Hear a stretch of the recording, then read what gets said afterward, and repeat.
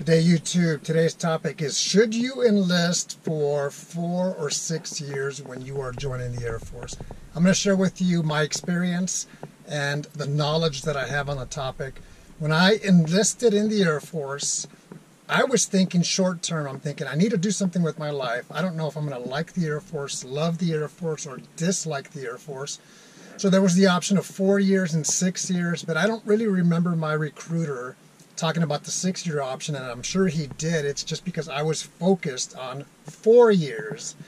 And some of the things that benefit if you do 6 years is you can come in as an airman first class, which is E3, 2 stripes.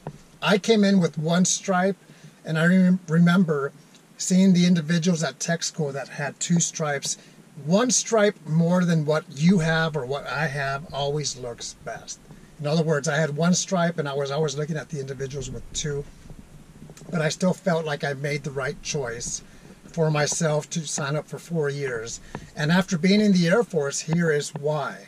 I came in open general, which means the Air Force could have put me wherever they needed me. My number 1 choice as far as a job was fire department, firefighter, fire protection, and I was lucky enough to get that. When I got the job that I chose as number 1, I was fortunate and happy about that. When I started doing the job is when I realized, okay, this is a good job, but it's not something that I really want to do long term. And that was a benefit of doing 4 years open general, because what happens if you don't like the job? I can't say that I didn't like the job, I just didn't love the job. I still excelled at my job, and I did the best that I could, and I asked questions and I learned. And I got my associate's degree in fire science. I also did a good enough job that my leadership selected me to do a special assignment in the fire department, and I worked Monday through Friday for a short while, extinguisher maintenance. And that was a good thing because I was competing against a staff sergeant. The other thing that benefited me in my experience was, like I said, I didn't like the fire department job to do it long term. So as a first-term airman, whether it's 4 years or 6 years, you are a first-term airman. You have an opportunity to retrain if you do a good job and if you get selected. The probability of retraining as a first-term airman is high. And that's exactly what I did, is I chose to retrain. My leadership supported me. My record was solid. And I got the job that I wanted, which was personnel. I retrained at about, or I applied for retraining at about the 3-year mark of my 4-year enlistment. And then eventually they selected me for a technical training, so I had to go back to tech school. And that was done. So I did fire department for about just shy of 4 years, and I retrained. If you sign up for 6 years, then that means if you want to retrain, you can, but you're going to have to do that at about the 5-year mark, right around there.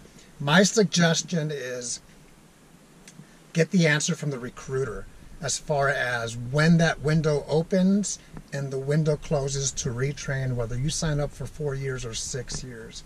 That way you're educated. Don't take my word, because I'm about 3-year mark, about 5-year mark, and I don't like the word about. So definitely do your research and do what's best for yourself.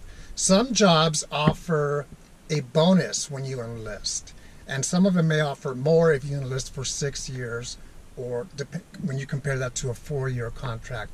So you have to consider that as well. I like money. In fact, I love money. It's in my title, my channel's name. But I love job satisfaction more. I have to have job satisfaction more. Another option that you may have, whether you enlist for 4 years or 6 years, is to leave active duty a little bit sooner to go into the reserve, because for whatever reason, and that's an option as well. But I'm going to tell you this, that if you do something like that, it's either called Palace Front or Palace Chase. It's one of those two. Is have a solid plan. Because if I would have left the Air Force after 4 years of active duty, I wasn't prepared, at least looking back, to succeed on the civilian side. Not completely. I did have an associate's degree, but when I left active duty the first time at about the 10-year mark, I was prepared to succeed. I had my master's, bachelor's, 2 associate's degrees, work experience, leadership opportunities. So in that time frame, I grew a lot. But after 4 years for me, it's not like I can say I would have grown a lot or I didn't grow a lot. But of course, there was benefits for me to go back to school as well. I just chose to stay in the Air Force and have the Air Force pay for that as well. So explore your options to see what's best for you. Keep in mind, if you don't like the job that you get, whether it's 4 years or 6 years, my recommendation is know your job, first and foremost. Second is do a solid job.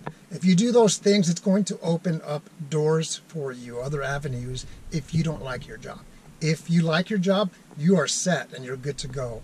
Now, another thing is when you have your job and let's say you didn't like it, like I didn't like my firefighter job for the most part, at least long term, going back to doing a good job, look for opportunities. Sometimes there are special duties out there, which means you leave your career field, whatever career field you're in, and you go teach at Airmen Leadership School, or you do equal opportunity. So it's a special duty. It's usually 3 or 4 years where you leave your career field and then you come back as well.